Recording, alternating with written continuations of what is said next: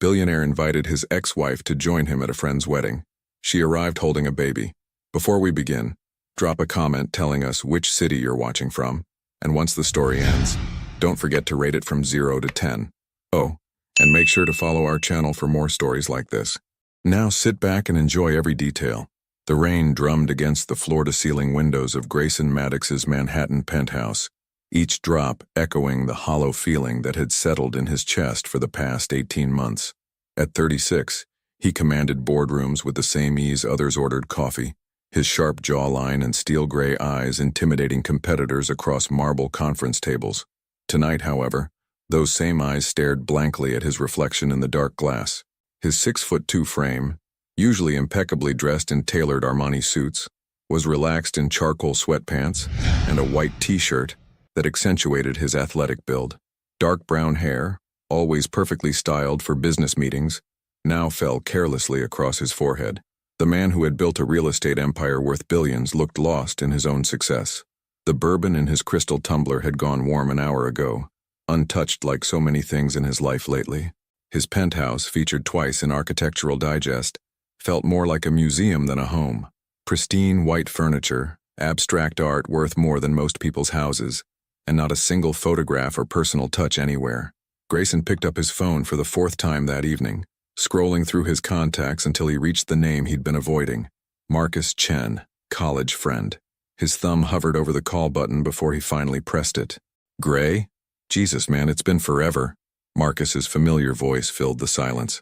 I need Amelia's number. The words came out before Grayson could stop them, raw and desperate in a way that made him flinch. A long pause. Dude, are you sure that's a good idea? It's been over a year since I destroyed the best thing in my life. Grayson's voice cracked slightly. He cleared his throat, forcing his usual composure back into place. I know exactly how long it's been, Marcus. 1 year, 8 months, and 12 days. Gray, I can't stop thinking about her. Every deal I close, every success I achieve, it all feels empty without her there. He stood, pacing to the window where the city lights blurred together. I've tried moving on. God knows I've tried. But no one else comes close to Amelia. Marcus sighed deeply. She changed her number twice, you know, and her address. She really wanted a clean break from all of us. The words hit Grayson like a physical blow. Amelia Hart, with her warm honey-colored hair that caught sunlight like spun gold, her emerald green eyes that could see right through his carefully constructed walls, had erased him completely from her life. The woman who used to curl up against his chest on Sunday mornings, who made terrible coffee but perfect pancakes, who believed in him even when he didn't believe in himself. Please, Marcus. I need to make this right. Another pause. Longer this time. Callie and Owen's wedding is next Saturday. Big outdoor ceremony at the Vineyard in Sonoma. You remember Owen from college, right? Anyway, I might have mentioned to someone that you'd been asking about her. Grayson's heart stopped. Is she going? I honestly don't know, but Gray, if you're going to do this, you better be sure. She was different after the divorce. Quieter. Like some light went out of her. The guilt twisted in Grayson's stomach like a knife. He remembered their last conversation, how cold he'd been, how he'd convinced himself that wanting freedom was more important than the love in her eyes, how he'd walked away from a woman who had never asked him for anything except his heart. Give me her number. 20 minutes later, Grayson stared at his phone screen, Amelia's new number typed but not yet dialed. His hands, steady enough to sign billion-dollar contracts, trembled as he pressed call. 1 ring, 2, 3. Hello? Her voice was softer than he remembered, cautious in a way that made his chest ache. For a moment he couldn't speak, overwhelmed by memories of lazy Saturday mornings and whispered conversations in the dark. Amelia. Her name came out like a prayer. Silence stretched between them, heavy with everything unsaid. It's me, he continued, his voice barely above a whisper. I know I have no right to call. I know I hurt you, but I need to see you. Grayson. She said his name like it physically hurt, and he could picture her biting her lower lip the way she always did when she was fighting tears. Callie and Owen are getting married next Saturday. I was wondering, he took a shaky breath, would you come with me? As my date? I know it's crazy, and I know I don't deserve it, but I miss you so much it feels like I can't breathe sometimes. The silence stretched so long he thought she'd hung up. Then, barely audible, I'll be there. The line went dead, leaving Grayson staring at his phone in shock. She'd said yes. After 18 months of silence, of him destroying everything beautiful between them, Amelia Hart had agreed to see him again. Saturday morning arrived with the kind of California sunshine that made everything look like a movie set. Amelia Hart stood in front of her bedroom mirror in her modest apartment in Palo Alto, adjusting the flowing fabric of her sage green dress for the third time. The color brought out her eyes, just like Grayson used to tell her during their marriage. She'd chosen it deliberately, though she wasn't ready to admit that to herself. At 29, Amelia possessed a natural elegance that expensive clothes couldn't create. Her honey blonde hair fell in soft waves past her shoulders, and her skin had the healthy glow of someone who spent time outdoors. She'd always been beautiful, but there was something different about her now. A quiet strength in the set of her shoulders, a guardedness in her emerald eyes that hadn't been there before. "Mama, you look pretty," came a soft voice from the doorway. Amelia turned to find her 11-month-old daughter Lily, pulling herself up against the doorframe. The little girl had inherited Grayson's dark hair and the distinctive curve of his jawline, but her eyes were pure Amelia, bright green and curious about everything. "Thank you, sweetheart," Amelia whispered, scooping Lily into her arms. The baby giggled, reaching for the delicate gold necklace at her mother's throat, the only piece of jewelry Amelia had kept from her marriage. The apartment was nothing like the penthouse she'd shared with Grayson. This was a real home, walls covered with Lily's drawings, books scattered on every surface, toys tucked into corners. A half-finished painting of a sunset sat on an easel by the window, evidence of the art career Amelia had quietly built over the past year and a half. Her phone buzzed with a text from her sister. "Are you absolutely sure about this? You don't owe him anything." Amelia stared at the message, her thumb hovering over the keyboard. Rebecca had been her rock through the divorce, through the lonely nights of pregnancy, through the terrifying first months of single motherhood. She was right. Amelia didn't owe Grayson anything, but she owed herself the truth. For 18 months, she'd carried the weight of her secret like a stone in her chest. Every time Lily smiled, every time she took a new step or spoke a new word, Amelia felt the sharp pain of knowing Grayson was missing it all. Not because he'd chosen to, but because she'd made that choice for him. "I need to do this," she typed back. An hour later, Amelia's hands were steady as she secured Lily into her car seat, but her heart hammered against her ribs. The drive to Sonoma Valley would take 2 hours. 2 hours to rehearse what she would say, how she would explain, how she would handle the moment when Grayson realized the truth. Meanwhile, in his San Francisco hotel suite, Grayson stood before his own mirror adjusting his navy blue Tom Ford suit. He'd changed 3 times, finally settling on something that said successful, but not arrogant, confident, but approachable. His usually perfect hair showed evidence of nervous finger combing, and there were shadows under his steel gray eyes that spoke of a sleepless night. His phone rang. "Marcus, how are you holding up, man?" "Like I'm about to jump out of a plane without checking if I have a parachute," Grayson admitted, loosening his silver tie slightly. "What if she's moved on? What if there's someone else? Then you'll deal with it. But Gray, you need to be prepared for the fact that she might not want what you want. You broke her heart pretty thoroughly." The words hit their mark.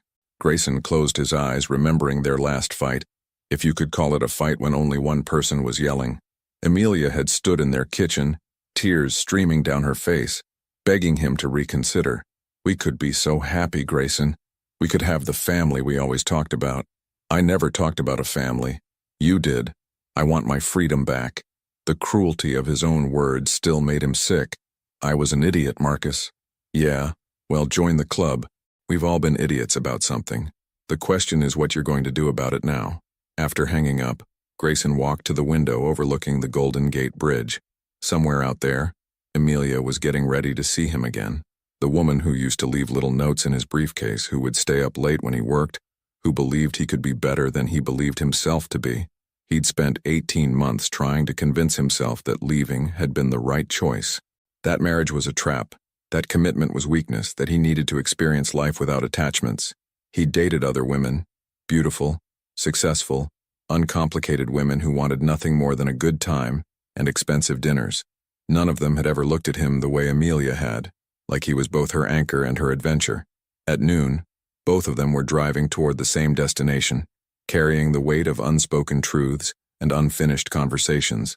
The vineyard venue sprawled across rolling hills, decorated with white roses and fairy lights that would twinkle when evening came.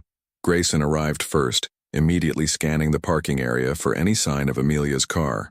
His hands were actually sweating, something that hadn't happened since his first billion-dollar presentation. Other guests milled around in their wedding finery, but he couldn't focus on small talk or familiar faces. Then he saw it, a modest blue sedan pulling into the lot. His breath caught as the driver's door opened and a familiar figure emerged.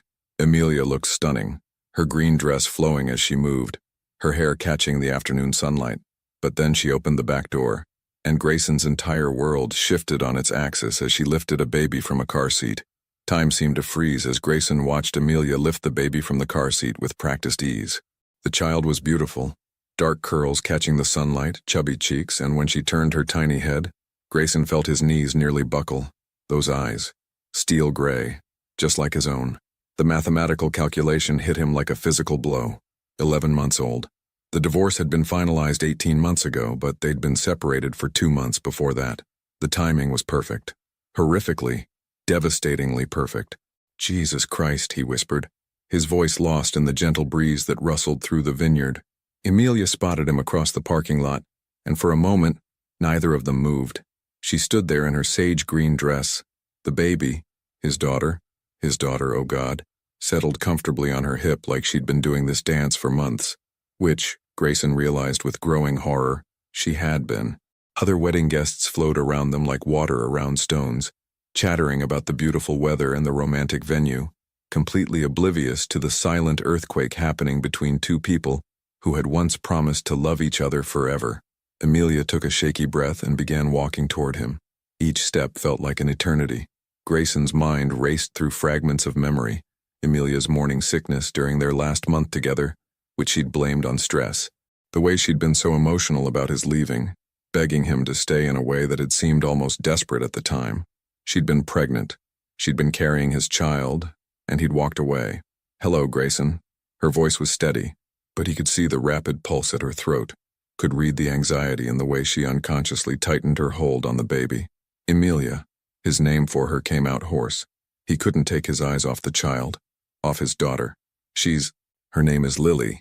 Amelia's chin lifted slightly, that familiar gesture of quiet defiance he remembered from their marriage whenever she was preparing to stand her ground. Lily Rose. Rose. Amelia's middle name, the name he'd whispered against her skin on their wedding night. How old? The question scraped against his throat like broken glass. 11 months and 2 weeks. The admission hung between them like a confession. Grayson did the math again, hoping desperately that somehow he'd been wrong, that there was another explanation. But the numbers were unforgiving, just like the familiar curve of the baby's jawline, the way she had his mother's nose. Mine? The single word contained 18 months of questions, regret, and desperate hope. Amelia's eyes filled with tears she refused to let fall. Yes.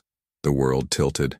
Grayson reached out blindly, his hand finding the nearest car to steady himself. 18 months. He'd missed 18 months of his daughter's life. Her first smile, her first word, her first step, all of it gone. Irretrievable, because the woman he'd claimed to love had hidden it from him. Why? The word exploded from him louder than he'd intended, causing several nearby guests to glance their way with curiosity. He forced his voice lower, but the pain bled through anyway. Why didn't you tell me? Lily chose that moment to babble something that sounded remarkably like Dada, reaching her tiny hands toward Grayson with the fearless curiosity of a child who didn't yet understand that the world could be cruel. The sound broke something inside him. Without thinking, he stepped closer, and Amelia, perhaps seeing something in his face, perhaps remembering the man she'd once loved, shifted Lily slightly toward him. "Can I?" His voice cracked completely. Amelia nodded, and suddenly Grayson was holding his daughter for the first time. Lily was solid and warm against his chest, smelling like baby shampoo and something uniquely her own. She stared up at him with those familiar gray eyes, completely unafraid, and made a soft cooing sound that went straight to his heart. "Oh God," he breathed, his arms instinctively adjusting to support her better.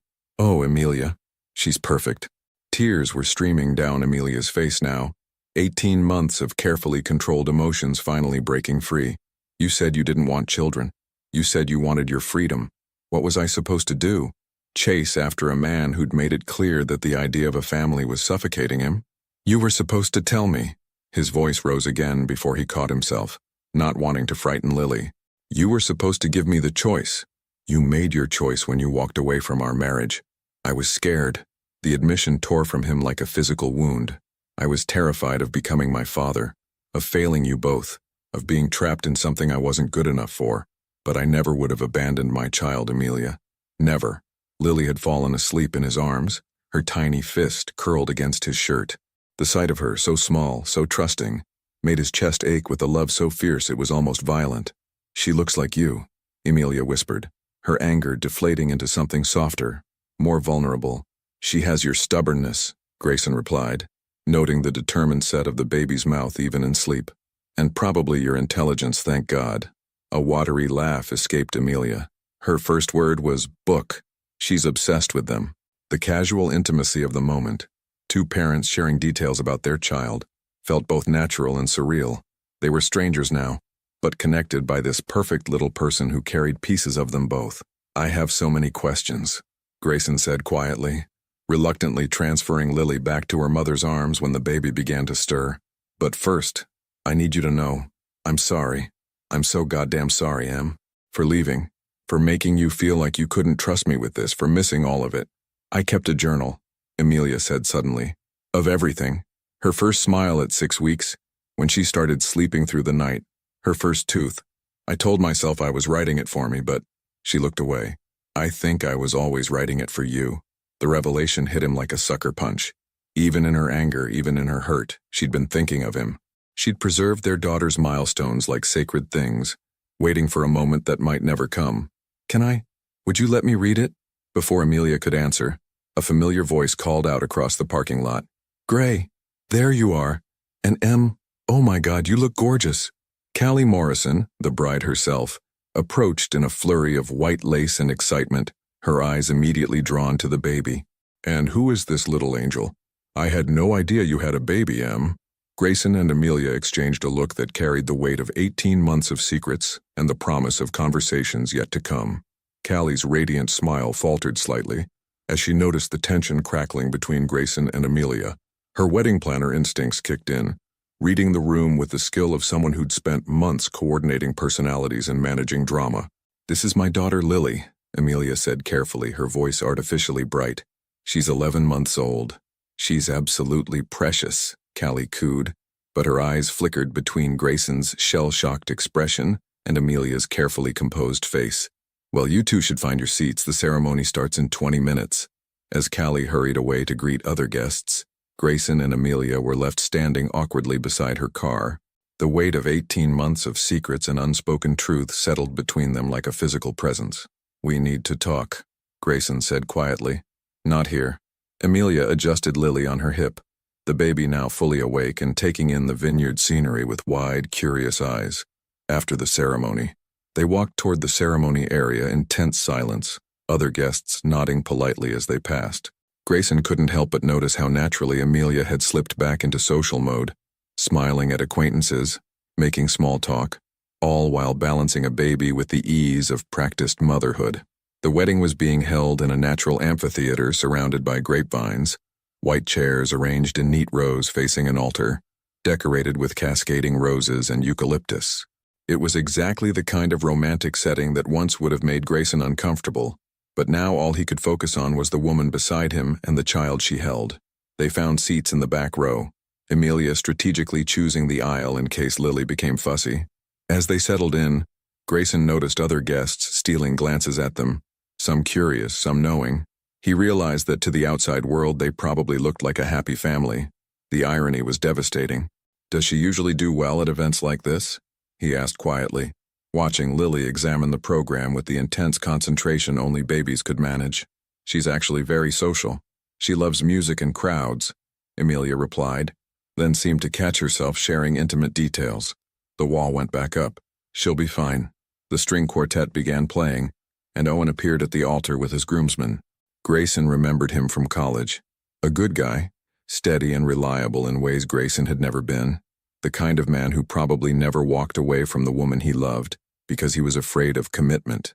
As the processional began, Lily clapped her hands together in delight at the music, earning soft chuckles from nearby guests. The sound made Grayson's chest tight. How many moments like this had he missed?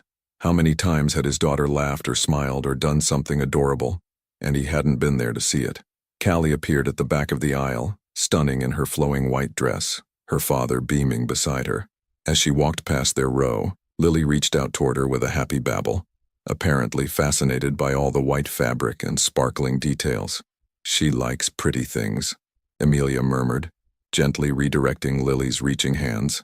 "Like her mother," Grayson said without thinking, then immediately tensed, waiting for Amelia's reaction. She glanced at him sharply, something unreadable flickering across her face before she turned back to the ceremony. The officiant began speaking about love, commitment, and the courage it takes to promise forever to another person. Every word felt like a knife twist in Grayson's chest.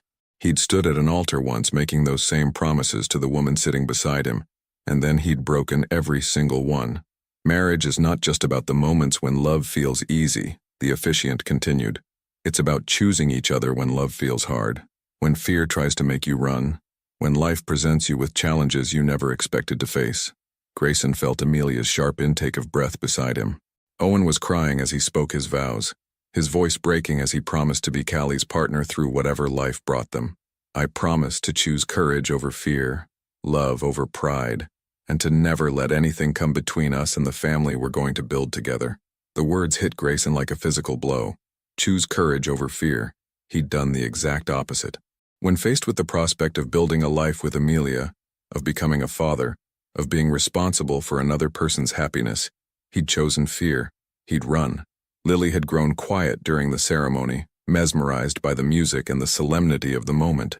She'd settled against Amelia's chest, one tiny hand tangled in her mother's necklace, the one Grayson had given her for their first anniversary. As Callie and Owen exchanged rings, promising to love each other through sickness and health, joy and sorrow, Grayson found himself studying Amelia's profile. She was crying silently, tears streaming down her cheeks as she watched their friends make the promises she and Grayson had once made to each other. Without thinking, he reached over and gently wiped away a tear from her cheek. She turned to look at him, startled, and for a moment they were transported back in time. Back to when touching her was as natural as breathing, when he had the right to comfort her, when they were partners facing the world together. "I'm sorry," he whispered, and they both knew he wasn't just apologizing for the tear. "You may kiss the bride," the officiant announced, and the crowd erupted in cheers and applause. Lily startled at the sudden noise, her face scrunching up in preparation for tears.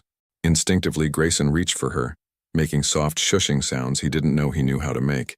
To his amazement, Lily calmed, studying his face with those serious gray eyes that were so much like his own. "She likes you," Amelia said softly, surprise evident in her voice. "Is that a bad thing?" he asked, still looking at his daughter. "I don't know," she admitted. "I honestly don't know anything anymore."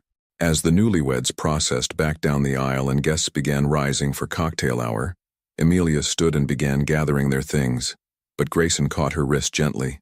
"Before we join the reception," he said urgently, "I need to know, the journal you mentioned, when did you start it?"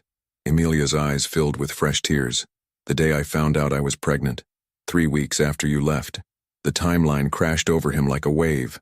3 weeks. If she'd known just 3 weeks earlier, would he have stayed? Would they have worked through his fears together instead of apart? Congratulations, you two." Marcus Chen appeared beside them, grinning widely before taking in their expressions. "Oh, is everything okay?" Grayson looked at his oldest friend, then at Amelia, then at the daughter he'd just discovered existed. Nothing was okay. Everything had changed, and he had no idea how to fix any of it.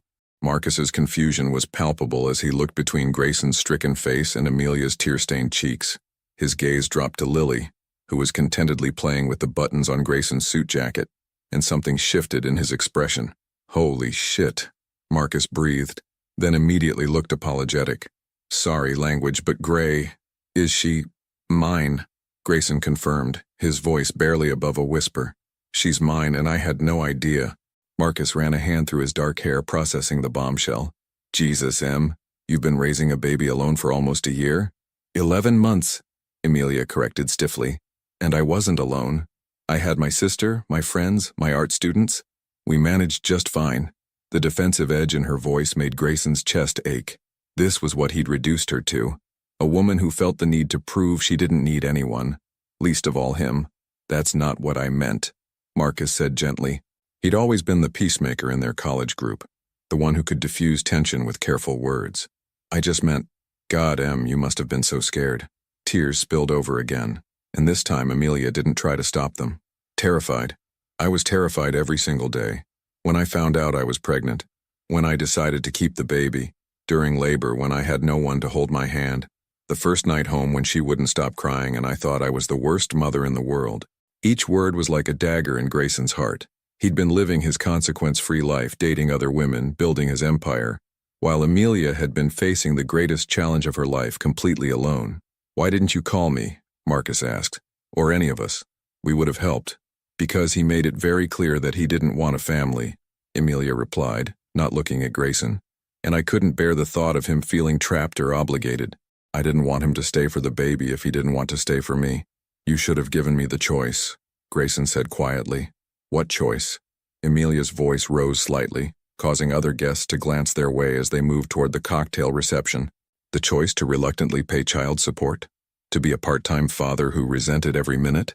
To marry me out of obligation and spend the rest of our lives making each other miserable? The choice to prove I could be better than I was. Grayson shot back. The choice to grow up, to face my fears, to become the man you and she deserved. You had that choice during our marriage, Amelia said, her voice breaking. I begged you to talk to me about your fears instead of running from them. I would have worked through anything with you, Grayson. Anything except being abandoned. Lily, sensing the tension in both her parents' voices, began to fuss. Instinctively, both Grayson and Amelia reached for her, their hands colliding as they tried to comfort their daughter. The touch sent electricity through both of them, muscle memory of 1,000 gentle moments they'd once shared.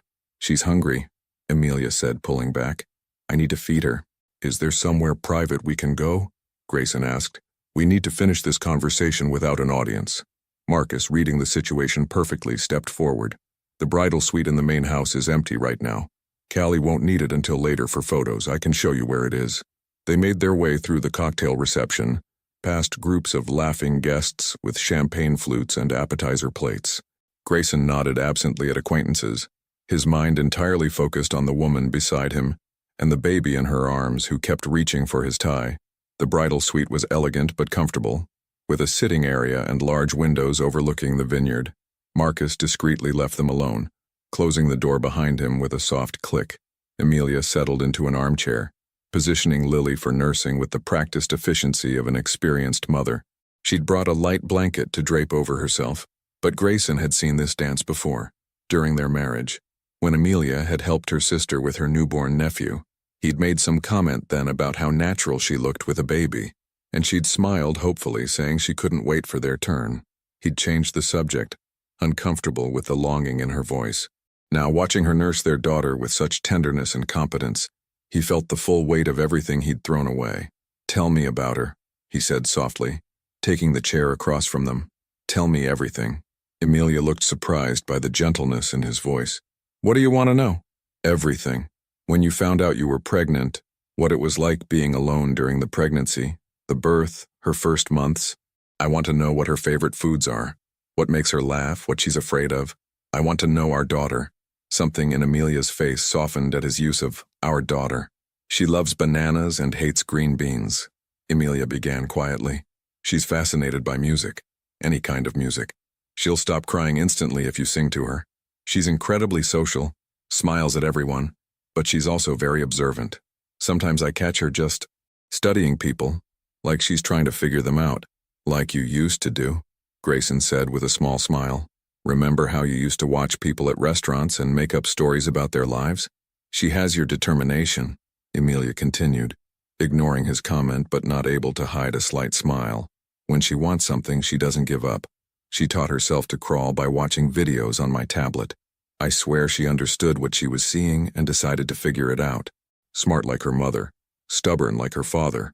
They shared a look that was almost like their old easy intimacy before reality crashed back down.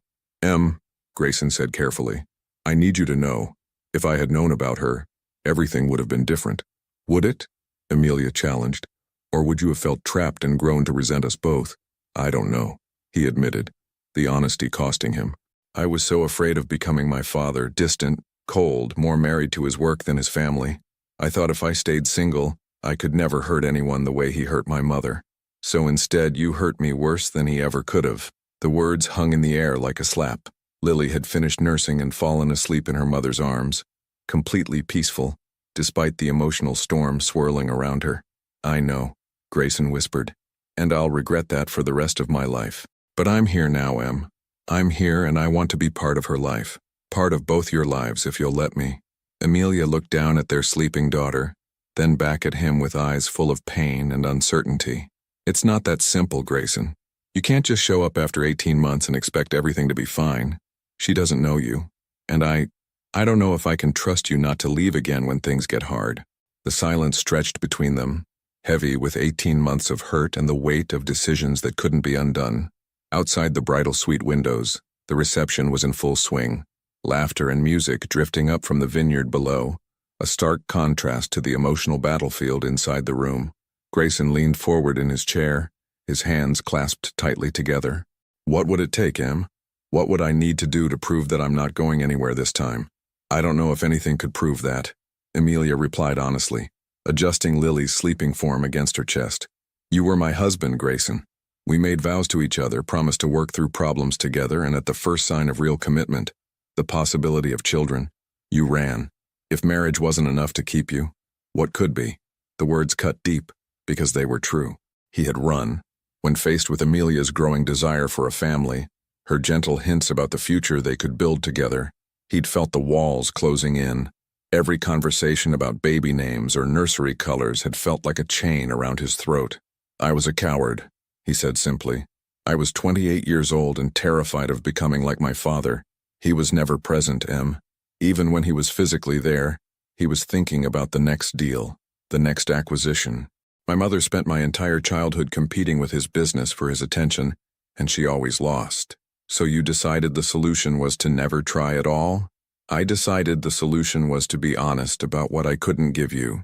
His voice rose slightly, old frustration bleeding through. "I thought I was doing the right thing by letting you go so you could find someone who could give you the family you wanted. That wasn't your choice to make for me," Amelia said fiercely, and Lily stirred at the change in her voice. She automatically lowered her tone, rocking gently.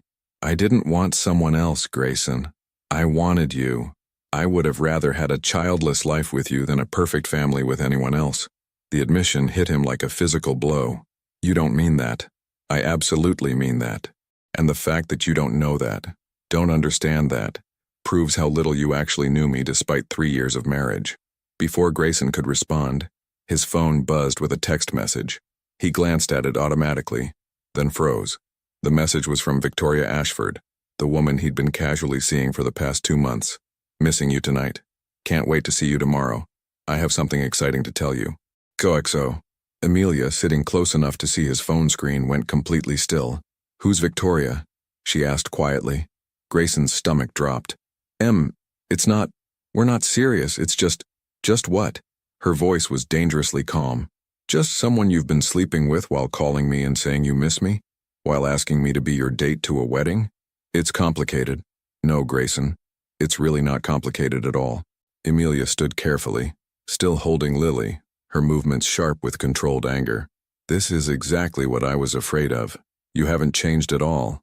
You're still the same man who thinks he can have everything without committing to anything. That's not fair. I didn't know about Lily when Victoria and I started, whatever this is, and I certainly didn't know I'd feel this way seeing you again." "What way?" she demanded. "Like I'm drowning without you," he said desperately, standing as well. "Like the last 18 months have been the biggest mistake of my life. Like maybe we could find our way back to each other." Amelia laughed, but there was no humor in it. "While you're dating other people. Very romantic, Grayson. I'll end it with her.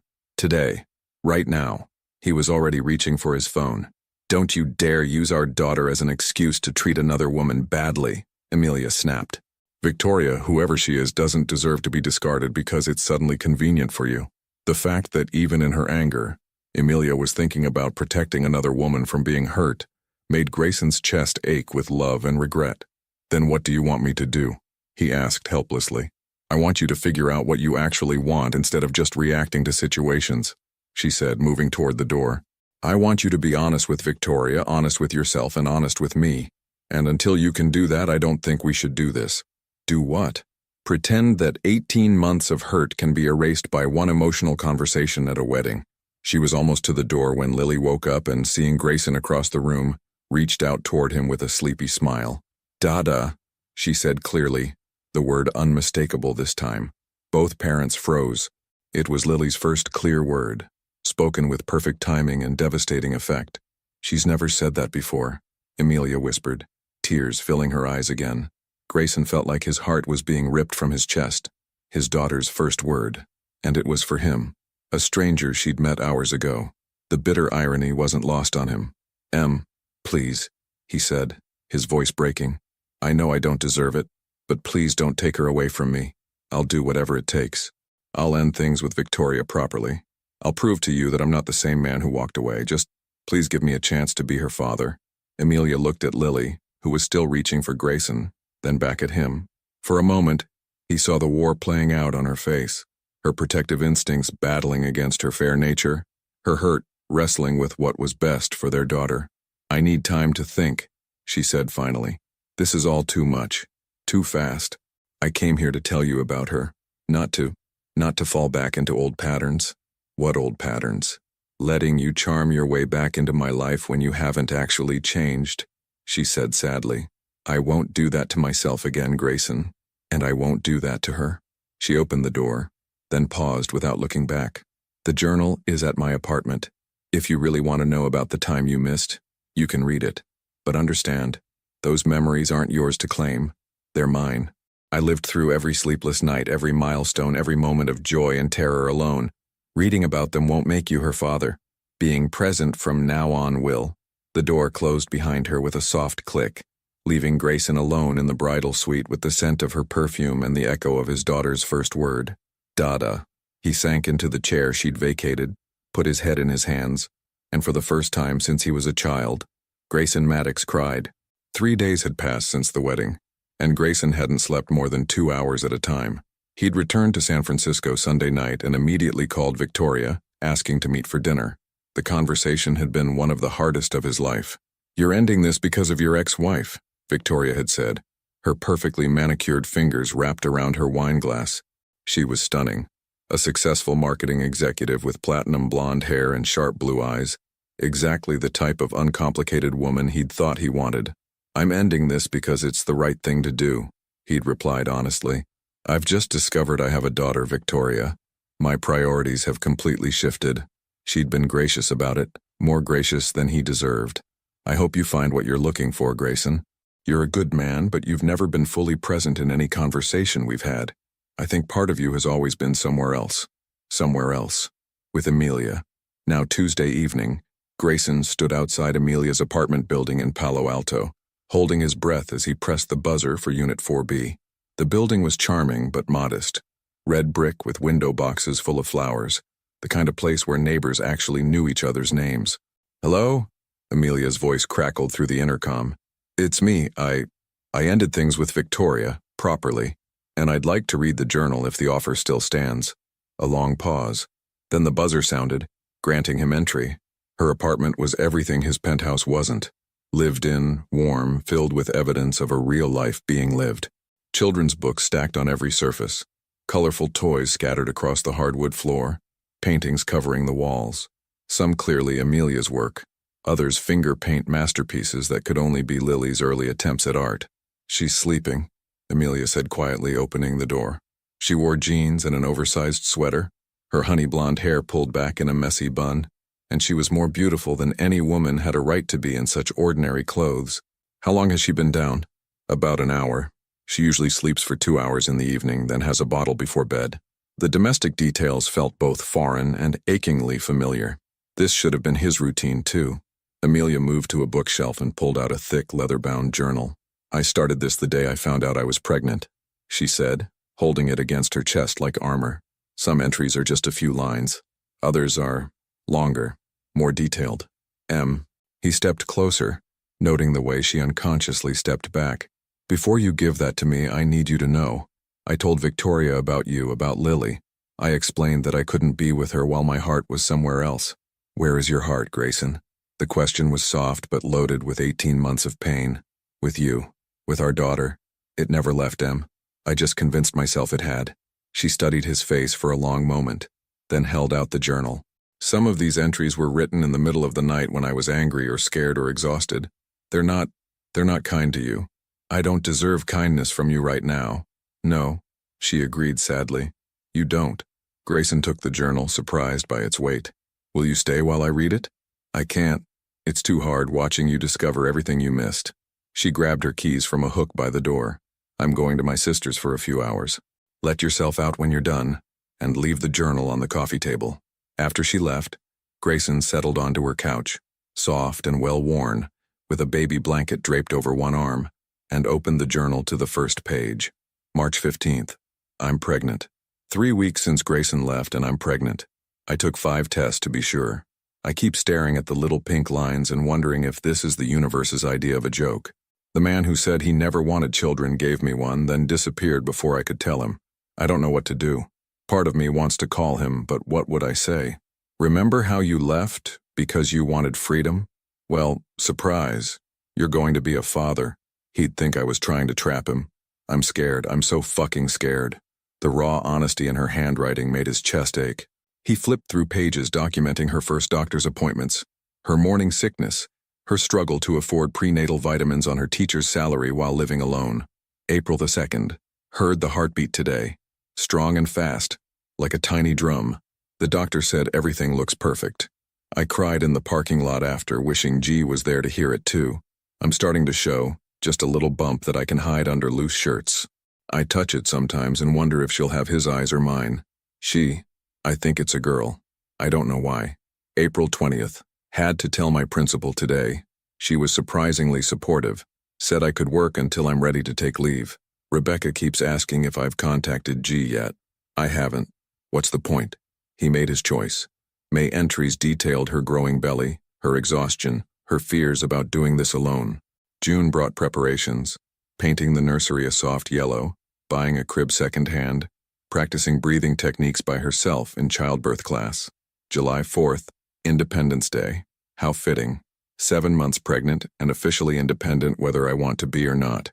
Watched fireworks from my apartment window and felt her kicking like she was trying to applaud. I wonder if G is watching fireworks somewhere, thinking about the independence he wanted so badly. August was harder to read. Entries about false labor. Her terror that something would go wrong and she'd face it alone. Her sister taking time off work to be with her. August 15th. She's here. Lily Rose Hart. Born at 3:47 a.m. after 14 hours of labor. 7 pounds 2 ounces, perfect in every way. She has G's jawline and his serious expression, but my eyes. She barely cried when they put her on my chest. Just stared at me like she was trying to memorize my face. I've never felt love like this.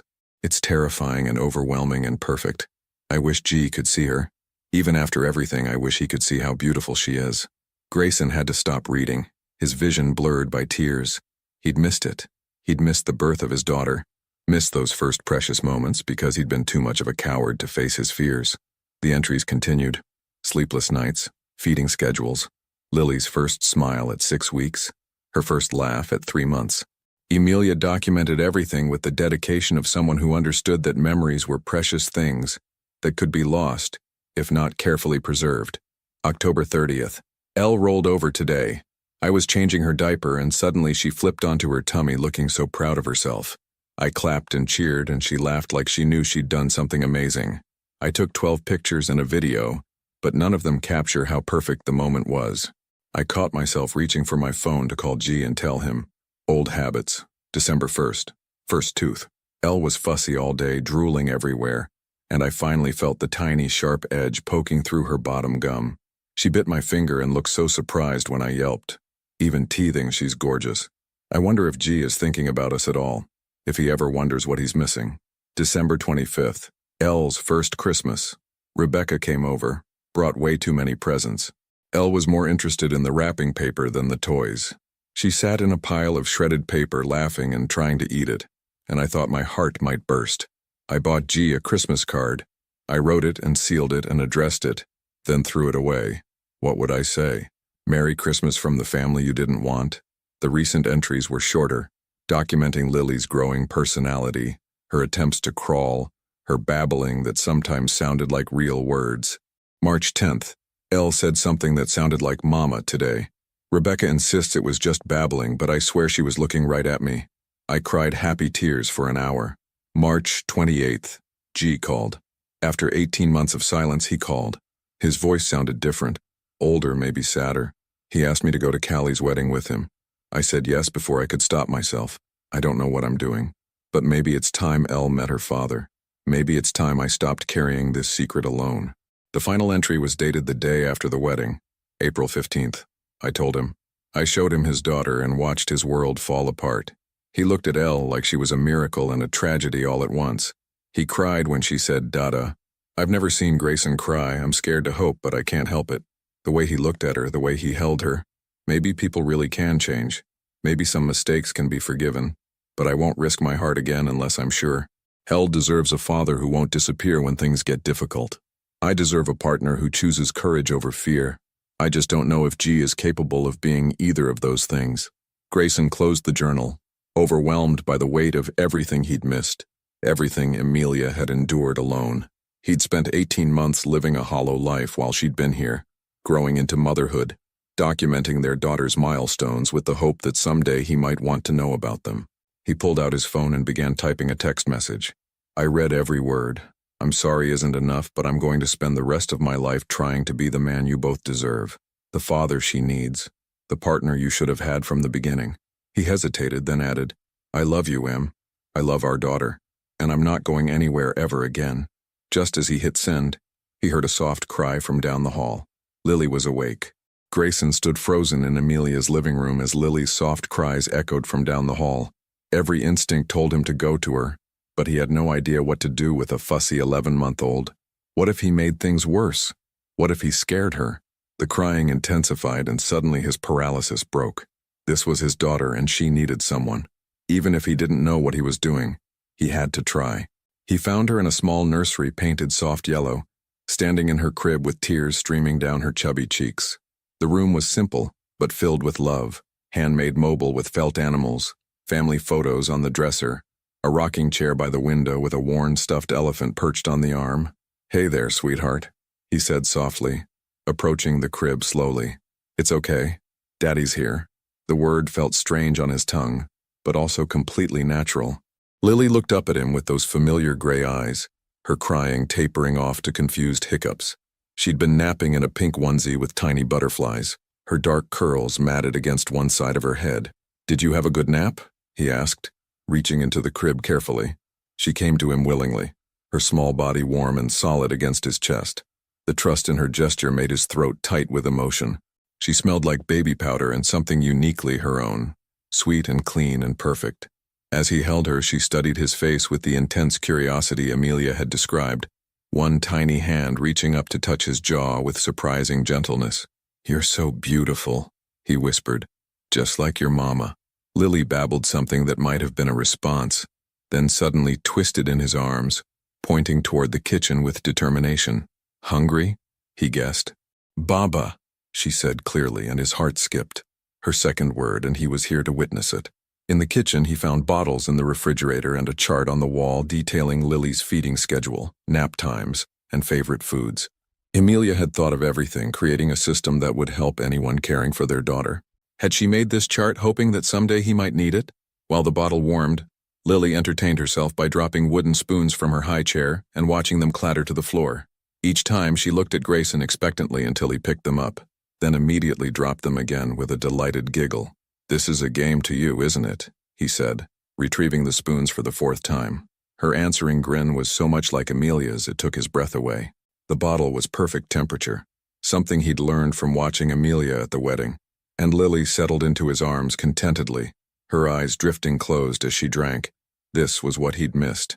Not just the milestones and firsts, but these quiet, ordinary moments that made up the fabric of parenthood. His phone buzzed with Amelia's response to his earlier text. Actions, not words, Grayson. She's probably awake by now. Her evening bottle is in the fridge. He smiled, typing back one-handed while Lily finished eating. Already on it. She said, Baba, is that new? The reply came quickly. That's her word for bottle. You're witnessing her vocabulary expansion in real time. She's incredible, Em. I can't believe she's mine. She's ours.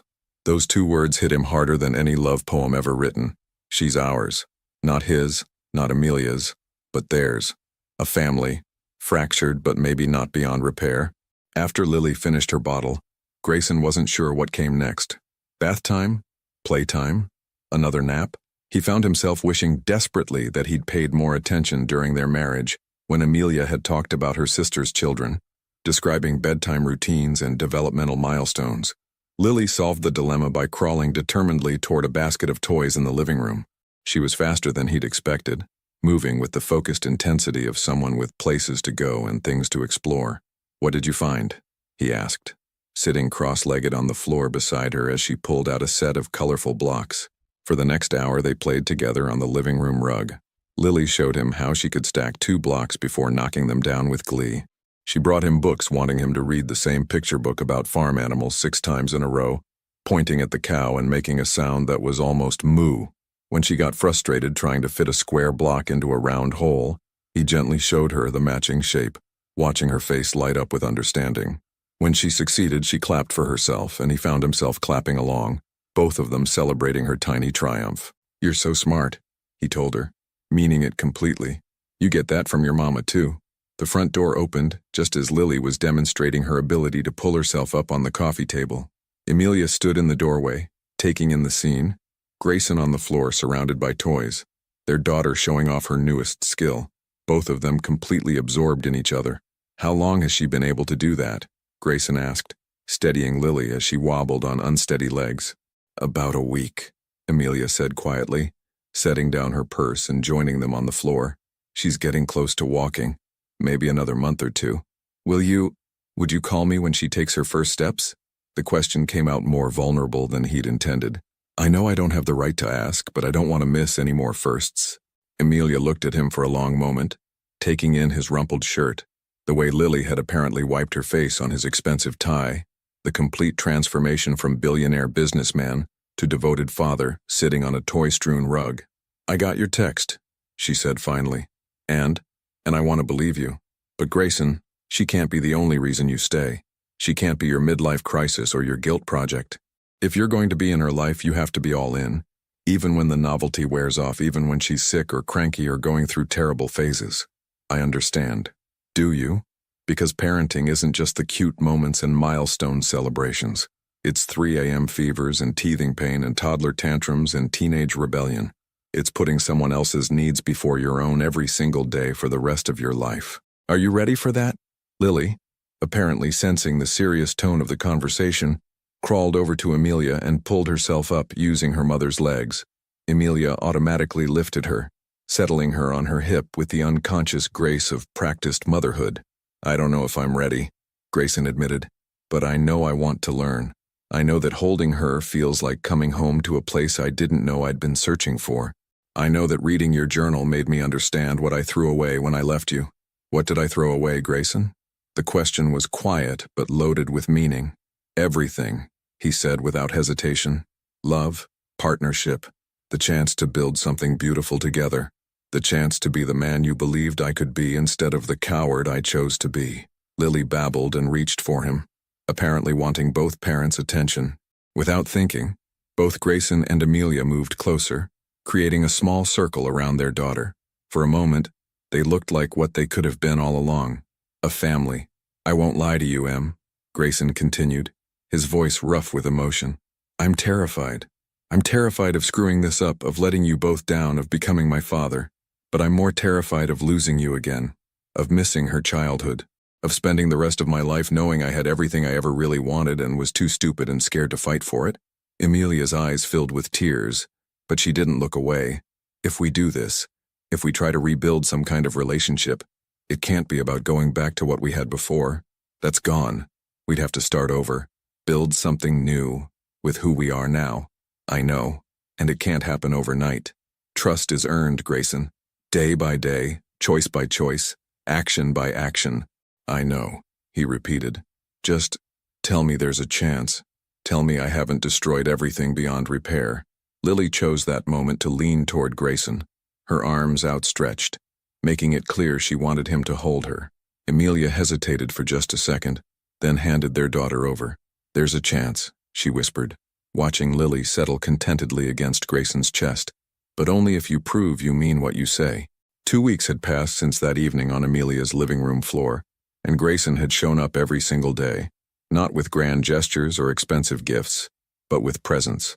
He'd rearranged his entire schedule around Lily's routine, taking conference calls during her nap times and moving meetings to accommodate feeding schedules. Today was different, though. Today was the test neither of them had expected. Amelia's phone call had come at 5:30 a.m., her voice tight with panic. "Lily's sick. High fever. And she won't stop crying. I'm taking her to the emergency room." Grayson had broken at least 3 traffic laws getting to Stanford Children's Hospital, finding Amelia in the waiting room with Lily limp and flushed in her arms. The sight of his daughter so clearly unwell had sent ice through his veins. "How long has she been like this?" he asked, sitting beside them. "Since about 3 a.m. Her temperature spiked to 102 and nothing I did would calm her down." Amelia's voice was hoarse from exhaustion and worry. "The triage nurse said it could be hours before we're seen. Then we wait," he said simply, taking off his suit jacket and wrapping it around both of them. "Whatever it takes." What followed was the longest 6 hours of Grayson's life. Lily alternated between restless sleep and inconsolable crying, her tiny body burning with fever despite the medication. Amelia held her constantly, rocking and singing softly, her own eyes red with exhaustion. "You don't have to stay," she whispered during hour 3 when Lily had finally fallen into fitful sleep. "I know you have important meetings today." "There is nothing more important than this," Grayson replied firmly. "Than her, than you." He'd meant it. He'd canceled a board meeting that had been scheduled for months, ignored 17 urgent emails, and let his assistant reschedule everything else. When his business partner called, frustrated about a delayed acquisition, Grayson had been blunt. "My daughter is sick. Everything else can wait."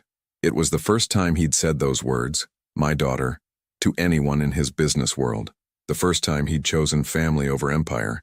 When they finally saw the doctor, the diagnosis was simple but scary for new parents. A severe ear infection that had spread, requiring antibiotics and careful monitoring. Nothing life-threatening, but serious enough that Lily would need round-the-clock care for the next few days. "She'll be miserable for about 48 hours, Dr. Patel explained gently. "Lots of fluids, medication every 4 hours, and someone needs to watch her constantly. If her fever goes above 103 or she shows signs of dehydration, bring her back immediately." In the parking lot afterward, Amelia looked ready to collapse. "I should call in sick to work tomorrow, and probably Wednesday too." "No," Grayson said quietly. "Let me take care of her." Amelia stared at him. "You don't know how to take care of a sick baby. Then teach me. Show me what to do, and I'll do it." He looked at Lily, still flushed and whimpering in her car seat. "She needs constant care and you need sleep. You've been up all night. Let me help." "Grayson, you've never even changed her diaper." "Then it's time I learned." The next 24 hours tested every assumption Grayson had about his own capabilities. Lily was miserable, crying inconsolably, refusing to eat, unable to sleep for more than 30 minutes at a time. Her fever made her clingy and confused, wanting comfort but too uncomfortable to accept it. Amelia showed him how to take her temperature, how to measure the antibiotic precisely, how to recognize signs that would require another hospital trip. Then, despite her obvious reluctance to leave them alone, she went home to shower and rest. "Call me if anything changes," she said for the 5th time, lingering by the door of his penthouse. "I mean anything. If she gets worse, if you can't handle it, if, he took her hands gently. "I've got this. I've got her." The first few hours alone with a sick baby were baptism by fire. Lily cried whenever he put her down, so he walked the length of his penthouse for what felt like miles, bouncing gently and singing every song he could remember from his own childhood. His voice was hoarse within an hour. When she finally fell asleep around 2 p.m., he was afraid to move, terrified of waking her. He stood perfectly still in his living room, holding his fevered daughter, watching the rise and fall of her tiny chest and feeling a protectiveness so fierce it was almost violent. She woke up 20 minutes later crying again. By evening, Grayson had learned to function on adrenaline and love alone. He'd mastered the art of one-handed everything, eating, drinking coffee that had gone cold hours ago, even answering urgent work emails while Lily dozed fitfully against his shoulder. His expensive furniture was covered in burp cloths and blankets. His pristine white couch had mysterious stains that would probably never come out. His marble countertops were cluttered with baby bottles, medicine syringes, and the cheerful chaos of caring for a sick child. It was the most exhausted he'd ever been. It was also the most purposeful. When Amelia returned at 8 p.m. expecting to find chaos or crisis, she found Grayson on the floor of his living room, Lily finally sleeping peacefully in his arms. He was still wearing his dress shirt from that morning, now wrinkled and stained, his hair disheveled from hours of running his hands through it. "How is she?" Amelia whispered. "Better, I think. Her fever broke about an hour ago and she kept down a full bottle." His voice was rough with exhaustion, but his eyes were bright with something that looked like wonder. "She's been sleeping for almost an hour. And how are you?" Grayson looked up at her. This woman who had been doing this alone for 11 months, who had faced every crisis and celebration without backup, who had somehow managed to raise their daughter into the perfect little person currently drooling on his shirt. "I'm understanding why you were so angry with me," he said quietly. "Not just for missing the good parts, but for leaving you to handle all of this alone. The worry, the responsibility, the constant fear that you're not doing enough or doing it right." Amelia sat down beside them carefully, her hand automatically going to check Lily's forehead for fever. It's terrifying sometimes, being the only one who knows her tells, her needs, her little quirks, being the only one responsible for keeping her safe. "You don't have to be the only one anymore," Grayson said, meeting her eyes. "If you'll let me, I want to share it all. The 3 a.m. fevers and the first steps and everything in between." Something in Amelia's expression shifted. A wall coming down, a door opening just a crack. "She threw up on your Armani shirt," she observed with the ghost of a smile. "I noticed. Worth every penny." He looked down at Lily, still sleeping against his chest. "I called Marcus today, asked him to recommend a pediatrician. I want her to have her own doctor, someone who knows her history, and I want to be listed as an emergency contact. Grayson, I also called my lawyer," he continued quietly. "Not for custody or anything adversarial. I want to start paying child support retroactively. Every penny you've spent on her since she was born, plus ongoing support. And I want to set up a college fund." Tears filled Amelia's eyes. "You don't have to do that." "Yes, I do. She's my responsibility too. She always was." He shifted slightly, careful not to disturb Lily. "I made an appointment with a family therapist for tomorrow. Dr. Sarah Kim. She was recommended as someone who specializes in helping families navigate situations like ours. You want us to go to therapy? I want to do whatever it takes to be the father she deserves and the partner you deserve. If that means therapy, parenting classes, learning to change diapers without panicking, whatever it takes." For a long moment they sat in silence, both watching their daughter sleep. Outside, San Francisco was coming to life with evening activities. But inside Grayson's penthouse the world had narrowed to this small, perfect moment. "She really likes you," Amelia said finally. "Even sick, she kept reaching for you when I tried to take her. She's incredible, Em. Both of you are." His voice broke slightly. "I'm sorry it took almost losing you to make me realize what I had." Amelia leaned against his shoulder, careful not to jostle Lily, and for the first time in 18 months, they felt like a family again. "We have a long way to go," she whispered. "This doesn't fix everything." "I know, but it's a start." Just then Lily stirred in his arms, her eyes fluttering open. Instead of crying, she looked up at both her parents and smiled, her first real smile since getting sick. "Mama," she said clearly, reaching for Amelia. Then turning to Grayson with that same bright smile, "Dada." Both parents started crying at the same time. 6 weeks later, Grayson sat in Dr. Kim's office across from Amelia, their weekly therapy session having become as routine as Lily's bedtime stories. Their daughter was with Rebecca today, giving them space to work through the complicated process of rebuilding trust and redefining their relationship. "How are you both feeling about the progress you've made?" Dr. Kim asked, her gentle voice filling the comfortable office space. "Different," Amelia said honestly, tucking a strand of honey blonde hair behind her ear. "Good different, but it's still scary sometimes. Letting myself believe this is real." Grayson leaned forward slightly, his gray eyes focused entirely on Amelia. "What would make it feel more real for you?" It was the kind of question he never would have asked 18 months ago, direct, vulnerable, putting her needs ahead of his own comfort. Dr. Kim had taught him to lead with curiosity instead of defensiveness, to listen for the emotion beneath Amelia's words, instead of just preparing his response. "Time," Amelia replied. "More time of you showing up consistently. More proof that when things get difficult you won't run again." What if I told you I wanted to make it permanent? The words came out before Grayson could second-guess them. What if I told you I want to marry you again? Dr. Kim raised an eyebrow. They hadn't discussed this in their sessions. Amelia went completely still, her emerald eyes searching his face. Is that what you want? Marriage? She asked quietly. I want forever with you and Lily, he said without hesitation. I want us to be a real family, not just two people co-parenting. I want to wake up next to you every morning and fall asleep holding you every night. I want to be there for every milestone, every bedtime story, every scraped knee and every triumph. Grayson, I know I don't deserve it. I know I threw away our first marriage like it meant nothing, and I know words are just words. But I'm not the same man who left you, Em. These past 6 weeks with you and Lily have changed me in ways I didn't know were possible. Amelia was crying now, tears streaming down her face as 18 months of carefully constructed walls began to crumble. I'm so scared of believing you, of letting myself love you again and having you decide it's too much. Then don't believe me, Grayson said, standing and moving to kneel in front of her chair. Believe this. He pulled out a small velvet box, but it wasn't what Amelia expected. Instead of a diamond ring, it held a simple silver band with a small charm, a tiny footprint no bigger than a dime. This is Lily's footprint from her birth certificate, he said, his voice thick with emotion. I had it made into a charm.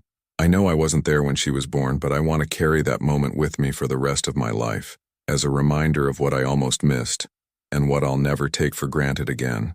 Amelia took the box with shaking hands, touching the tiny footprint charm with reverence. There's something else, Grayson continued, reaching into his jacket pocket.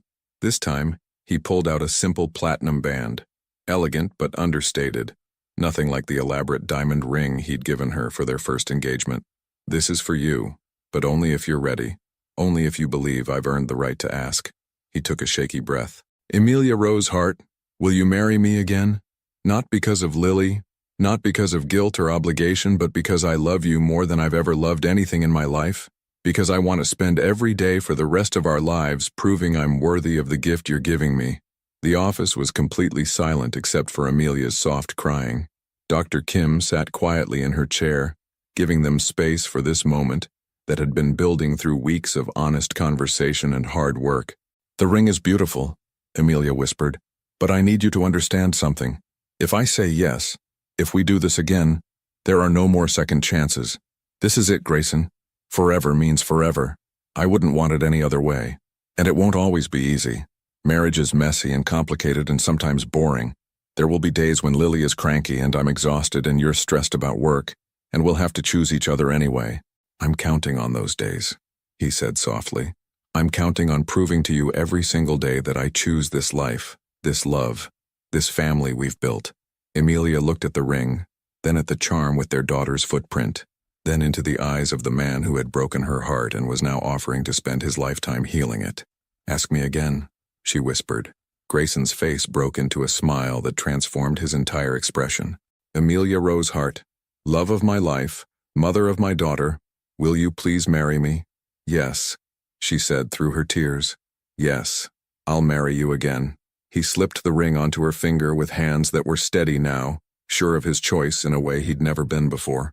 When he kissed her, it tasted like second chances and new beginnings, like coming home after being lost for far too long. I love you, he whispered against her lips. I love you so much it terrifies me sometimes. Good, she whispered back. Love should be a little terrifying.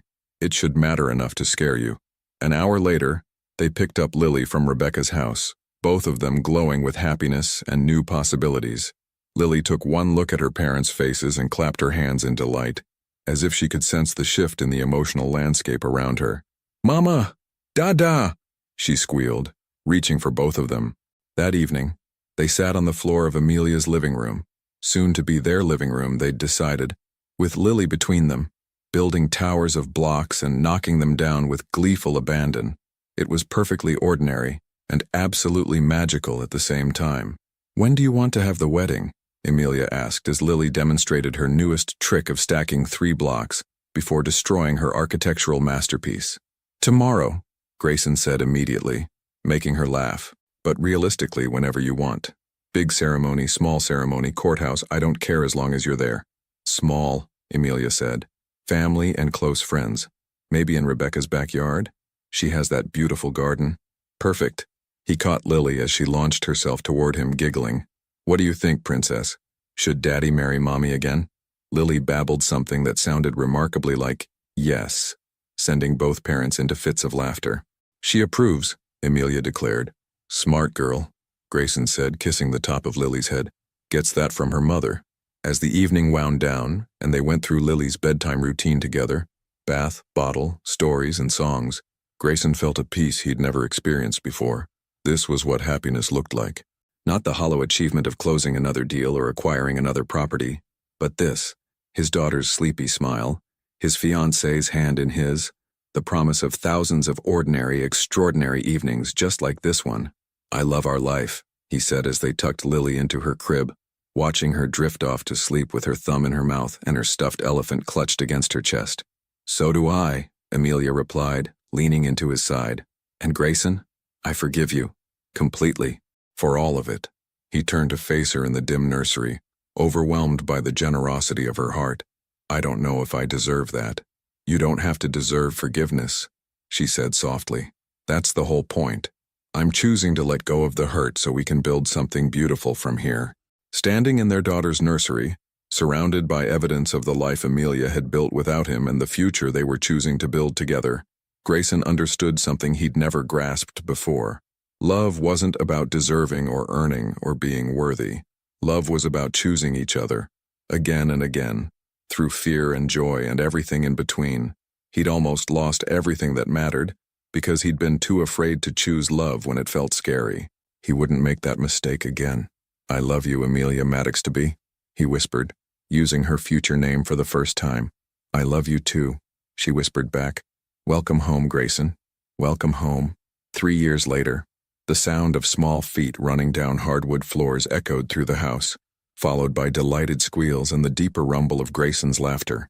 Amelia smiled from her position at the kitchen counter, where she was putting finishing touches on a birthday cake, decorated with rainbow sprinkles and 4 tiny candles. Daddy, again, again, Lily's voice carried from the living room, breathless with joy. One more time, princess, then we need to help Mommy get ready for your party, Grayson's voice replied, and Amelia could hear the smile in it. At 4 years old, Lily was a perfect blend of both her parents. She had Grayson's determination and analytical mind, but Amelia's warmth and creativity. Her dark curls had grown longer, often adorned with whatever hair accessories she'd chosen that morning, and her gray eyes sparkled with intelligence and mischief in equal measure. The house they'd bought 18 months ago in Palo Alto was everything their old penthouse hadn't been. Warm, lived in, filled with the beautiful chaos of family life. Lily's artwork covered the refrigerator, photo albums documented every milestone and ordinary moment, and the backyard featured a swing set that Grayson had spent an entire weekend assembling with more enthusiasm than skill. Mommy, look what Daddy taught me. Lily burst into the kitchen, her cheeks flushed with excitement. She demonstrated a perfect cartwheel, landing with her arms raised in triumph. That was amazing, sweetheart. Amelia clapped, then caught Grayson's eye as he appeared in the doorway. Should I be worried about what else Daddy is teaching you? Only the important stuff, Grayson grinned, swooping Lily up for a hug, like how to negotiate for extra bedtime stories and the proper technique for making pancake art. He looked different now, still handsome and successful, but softer somehow. His steel gray eyes held a contentment that had never been there during their first marriage. He wore jeans and a casual button-down instead of his usual suits on weekends, and there was often paint or Play-Doh under his fingernails from various art projects with Lily. Speaking of pancake art, Amelia said, your daughter requested dinosaur pancakes for her birthday breakfast tomorrow. Dinosaur pancakes are serious business, Grayson replied solemnly, making Lily giggle. I'll need to consult my reference materials tonight. The doorbell rang, signaling the arrival of the first birthday party guests. Within minutes, the house was filled with the cheerful chaos of 4-year-olds, Rebecca and her family, Marcus and his wife, and several other friends whose children had become Lily's playmates. Amelia watched from the kitchen as Grayson played party games with a group of preschoolers, his expensive shirt forgotten as he crawled around on hands and knees pretending to be a lion. The man who had once been terrified of commitment was now the father who showed up to every school play, who knew all the words to Frozen songs, who could braid hair and tie tiny shoes and kiss scraped knees better. He's really changed, Hasn't he? Rebecca said quietly, joining her sister by the window. Completely, Amelia replied, her wedding ring catching the afternoon sunlight. Sometimes I look at him with her and wonder how I ever doubted he could be this kind of father. Because he didn't know he could be either, Rebecca observed wisely. Some people need to be shown what they're capable of before they can believe it themselves. The party was a perfect chaos of laughter, cake, and presents. Lily opened each gift with genuine delight and impeccable manners, thanking each friend personally. When she opened the gift from her parents, an art easel with her name painted in rainbow letters, her face lit up like Christmas morning. "Now I can paint like Mommy," she declared, launching herself at both parents for a group hug that nearly knocked them over. As the afternoon wound down and guests began to leave, the Maddox family settled into their evening routine. Lily, exhausted from excitement and sugar, fell asleep during her bedtime story, and Grayson carried her to bed with the gentle expertise of practice. Later, Amelia and Grayson sat on their back porch with glasses of wine, watching the stars appear in the clear California sky. The swing set stood silhouetted against the evening light, and they could hear the soft sounds of their neighborhood settling into night. Dogs barking in the distance, the murmur of other families' conversations through open windows. "Do you remember what you said to me that night at the vineyard?" Amelia asked, curled against Grayson's side on the porch swing he'd installed last spring. "That I missed you, that you wanted to live the world." She smiled up at him. "Did you ever regret giving that up?" Grayson was quiet for a moment, considering the question seriously. "You know what I discovered? The world isn't out there somewhere, waiting to be lived. It's right here. It's Lily learning to ride her bike and skinning her knee and getting back up anyway. It's you singing off-key in the shower and burning dinner because you got distracted by a painting. It's ordinary Tuesday nights and birthday parties and the way Lily says, 'I love you,' with chocolate cake on her face." He paused, pressing a kiss to the top of her head. "I thought I wanted freedom, but what I really wanted was purpose. I thought I wanted adventure, but what I really wanted was home. I just didn't know that home could be a person, two people, instead of a place." "Even when Lily goes through her teenager phase and decides she hates us both?" Amelia teased. "Especially then," Grayson laughed.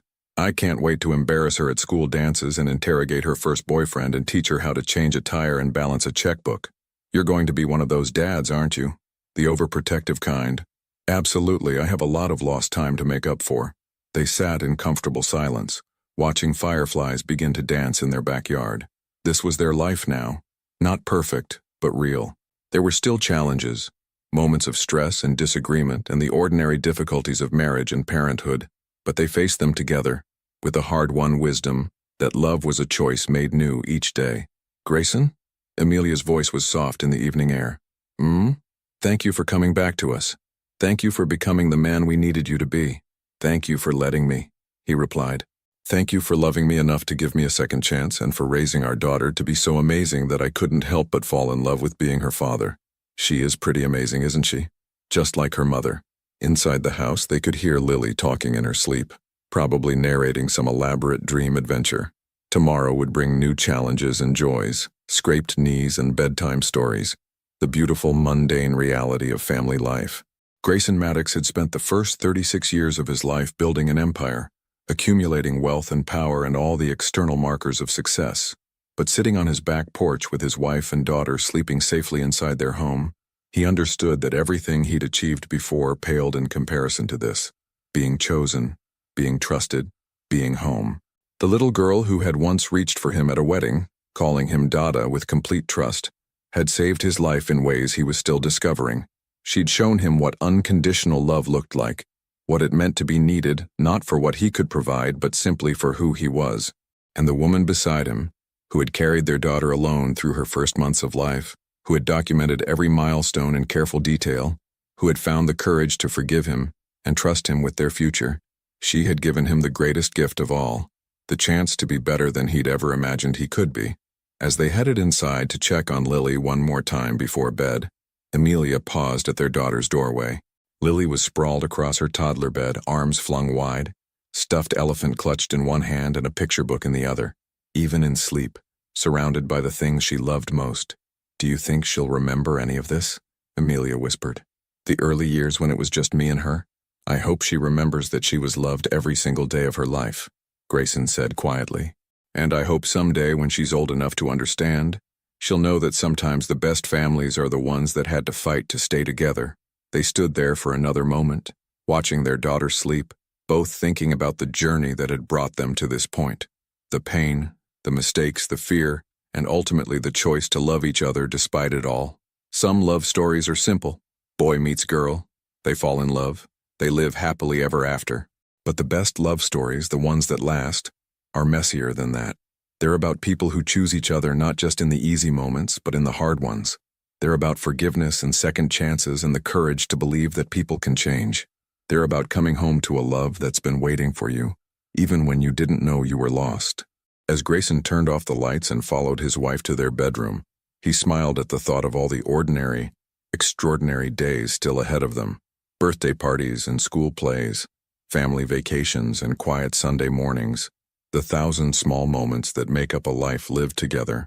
He'd once thought happiness was something you achieved, a destination you arrived at through success and acquisition. Now he knew better. Happiness was something you chose, again and again, in the small decisions that nobody else ever saw. It was choosing to get up at 3 a.m. with a sick child, choosing patience over frustration, choosing to say, "I love you," even when it was hard, choosing to show up every day for the people who mattered most. He'd thought he wanted the whole world. It turned out he just wanted home. Would you have made the same choice as Amelia, to forgive and trust again after such deep hurt? Sometimes second chances lead to the most beautiful love stories, but they require courage from both people to build something new from the pieces of what was broken. Your thoughts and experiences matter to this community. Please share them in the comments below. Your participation means a lot to the channel, and your stories might inspire someone else who's facing a similar crossroads in their own life. Thank you for watching. If you enjoyed the story, please subscribe to our channel and leave a comment below letting us know what you thought. Your feedback and support mean a lot to us. Stay tuned for more exciting stories.